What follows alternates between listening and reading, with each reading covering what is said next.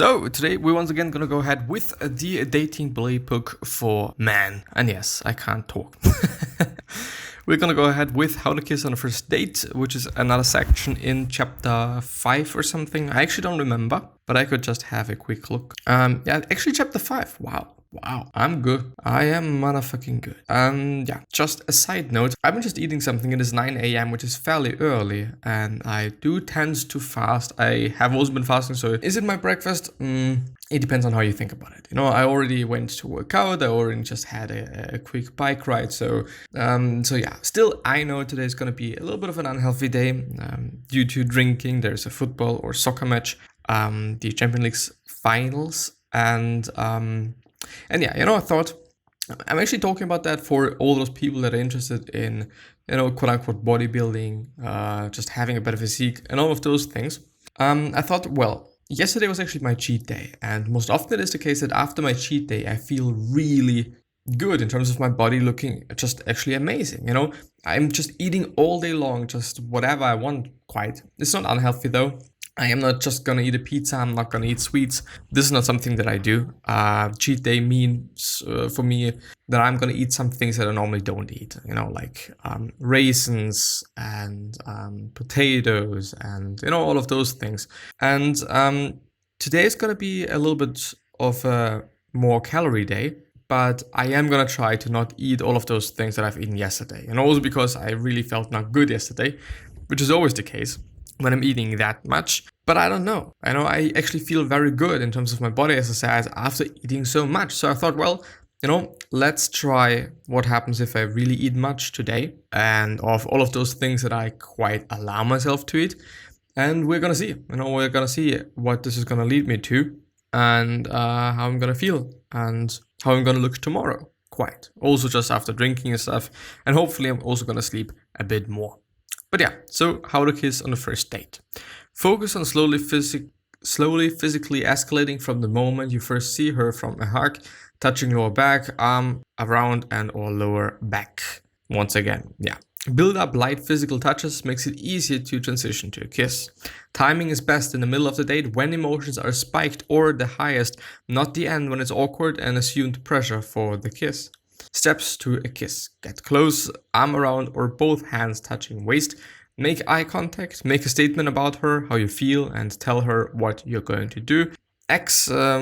Or example, it's not an X or something. Example, you're beautiful, I'm having fun with you, I'm gonna kiss you.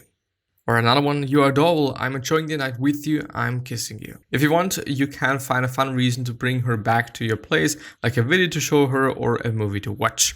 Spread out your first 3 dates to 1 per week. After 3 times, you start opening up your weekends to her and seeing her more often and inviting her into your social life.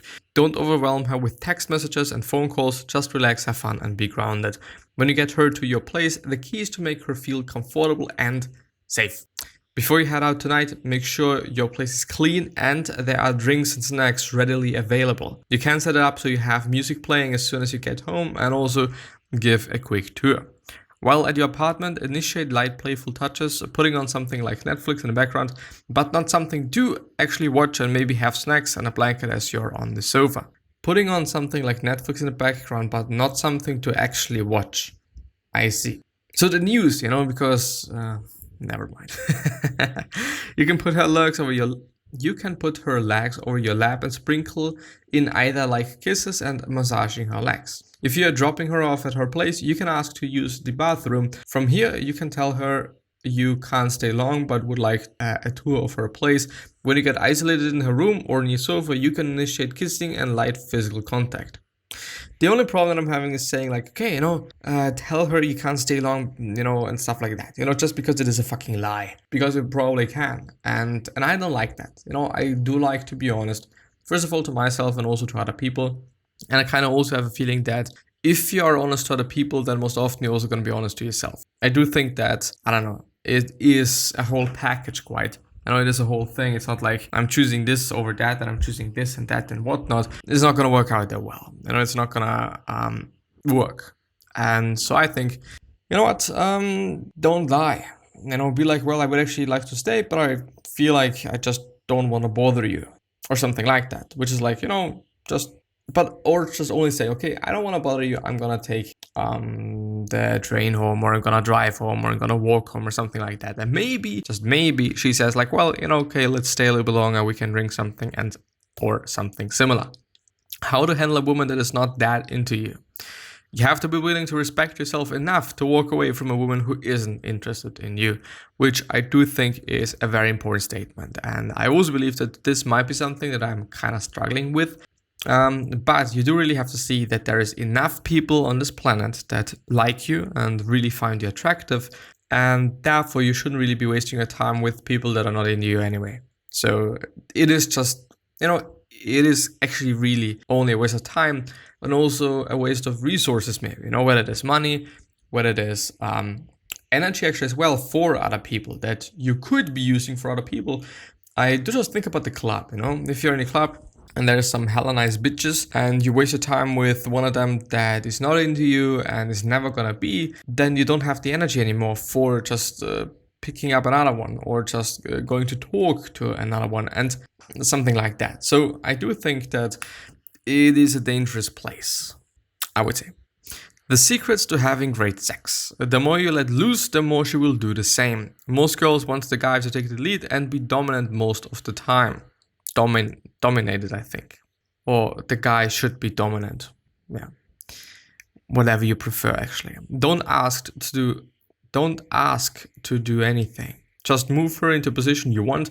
If she doesn't want to do that, then don't get mad or upset. Simply transition back into whatever you know she's comfortable with and continue. I think a very, very, very, very good point. Actually coming back to, being dominant or dominated, when you're like, is it okay for you when I just put you in this place and that place and whatnot? This is fucking not domination. I wouldn't necessarily say that all of them. Well, he actually says most girls. Yes, some girls are definitely going to be on the top. Some girls just actually do want to be in control. And it just definitely comes up to the person. So figure out what she wants, I would argue. So, sometimes I do feel like that I'm acting like I know stuff, but I don't. Especially when it is about something like that. Then I just don't know. I don't know anything. I'm very inexperienced. I haven't had much luck, if this makes sense, and all of these things. So I don't know if it is quote unquote smart to listen to me, but yeah, it is my intuition that is speaking. Let's put it like that. The key to talking dirty is to say what's going on and how it makes you feel. You need to have more positive sexual experiences in your life. The more you have, the easier it will be. I would say this as well, which doesn't mean though that you should fuck everything. I would argue, and just always be safe, please. Always be fucking safe. Use rubbers yes, do that. How to have an awesome dating life. This is the period usually in the first 6 months when you're seeing a woman regularly, having sex and going out often. You're not exactly official, but there is clearly a lot of potential in the future. Don't revert your life purpose to make this one girl your girlfriend. The second you show any sign of weakness, like being needy, clingy, too available, or jealous, is the second she starts second-guessing you as a potential boyfriend. When she asks you what your status is together, it is a good sign. When she asks you what your status is together, it is a good sign. Tell her you don't want to put a title on it, but wants to keep getting to know her, and say you will always be honest with her about how you feel, which you should actually also be, which you should definitely also be. For me essentially, whatever you do in life and whatever you're doing in your life, whether it is just, really being engaged in the whole dating life, dating scene, or you're just really into, you're really into sports, this is kind of the main subject of your life, or whether it is just working, when this is your main quote-unquote subject or thing that you're doing in your life, always be nice. Always be nice and always be the best person you actually can be. And, especially when it comes to dealing with people or just interacting with people or engaging with people. Always be a fucking nice person. Always be as nice as you possibly can be, because for myself, I believe in karma.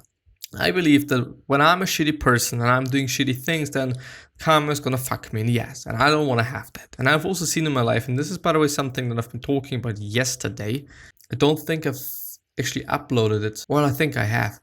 The thing is, it actually makes sense if you think about it. The nicer you are, the nicer other people potentially are gonna be to you. Of course, not everyone's gonna be nice. Some people are gonna use you and whatnot. Of course, this is gonna happen. But I do want to point out, if you're an asshole, then the chances are very fucking high that other people are also gonna be assholes to you. Like, there's not even somehow a chance that people are gonna be nice to you, even though you're a fucking asshole. Unless you're just really rich and they want to have something from you and stuff like that, then yeah, maybe. But I don't know. Bottom line, being a nice person is just kind of the way to go, I would say.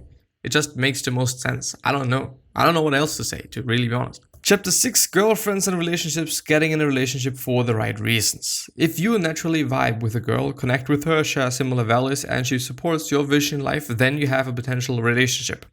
When you meet a girl that makes it completely unmotivating to go out and meet other women, then you may have found a girl worth investing more time and energy into. Don't ever settle because you're lonely. Yeah. The biggest human temptation is to settle for too little. Thomas Merton. Fall in love when you're ready, not when you're lonely. It is better to be single with high standards than in a relationship settling for less than you deserve out of scarcity. People look for things outside of themselves to fill the gaps of self-worth. The frame to meet somebody with is to have things that are more important in your life than meeting someone else. The best way to meet someone who is going to enrich your life to already be someone who has an enriching life. Yeah, quite. Draw your happiness from within and other people will be happy to be around you. Go see the world and experience new cultures to expand your awareness of the world. All of the interesting men he's met are well traveled. I do actually also want to say that, yeah, I think traveling is not only cool and interesting and whatnot, but I think it is also pretty valuable to just, get to know new cultures, get to know new people, get to know people just of these cultures, how are they behaving, what is their values, what do they think about, what is their life like? Because it is different. It really is different. It's gonna be different. I assume I haven't been to that many countries, but I, do have some friends from foreign countries, or roots in foreign countries, and their life is different. Their life definitely is different. They value different things and they think about different things and whatnot. But yeah. Period. I do also want to point out that no, you shouldn't be in a relationship just because you don't want to be lonely. And it kind of draws back to the first chapter in the book, which is all about having a life that is nice.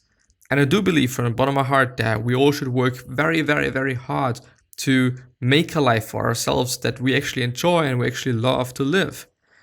Period. And then you can add something like a girlfriend, but you actually don't need it, which also takes quite a lot of pressure off of your shoulders. But in the end, it is also very smart in general because, I don't know, you can have it if you want to, but you don't have to, it's not something that you need. It is a cool addition, it is nice to have, and it is just probably a good thing if it is the right person. But if it is not the right person or if the situation is bad and whatnot, then you also live as happy, just as with this person, quite. Very important thing, and once you settle for a relationship, it's not that easy. It depends on how long you're having this relationship, but it's not going to be easy afterwards, especially when you maybe change a bit or obviously things are going to change. If you're in a relationship, you're not going to just be in the dating life. You're not going to maybe have as much alone time. It just obviously depends on the relationship. It obviously depends on you and also the other person. But in the end, things are gonna change. And of course, if this change suddenly is gone, if you just break up and something like that, it is gonna be difficult because life is different then. Unless you really plan things and you're just really smart about things, then I think you can actually mitigate that quite a lot.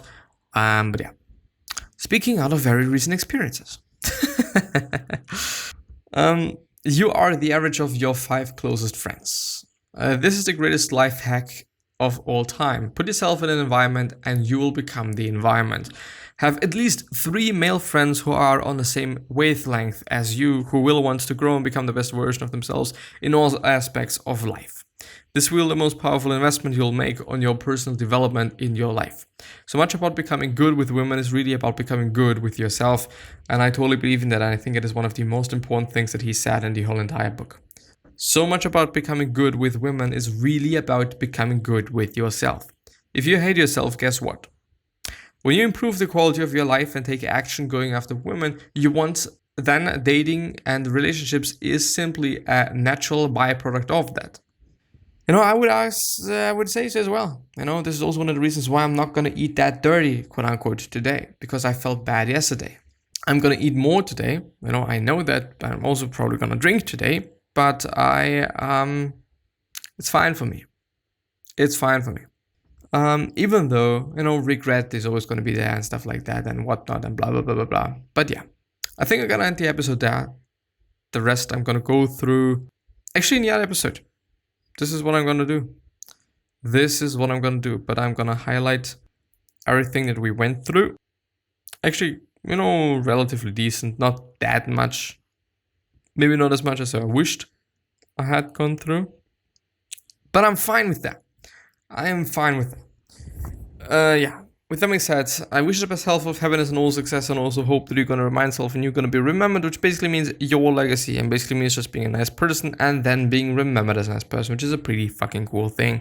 3 other questions that I have you are, why are you here? What are you trying to change, and what is bothering you the most? These 3 questions are hopefully going to show you your purpose and maybe even a business idea, which is fucking cool. One other question that I'm having for you is, what could you essentially say to another person that is really indeed going to change their life? If it is a compliment, I don't know. If it is something else, I don't know. If it is whatever, I don't just know. But say something, because we all can, but not we all do that, which is a pity. And little story. No, I'm gonna tell the story in the other episode. And the other episode's probably gonna be about fasting, maybe, just because I kind of broke my fast today, and I feel like not necessarily like tiresome shit, but yeah. Anyway, thank you very much from the bottom of my heart. Please stay safe and your family is well and healthy, and bye bye.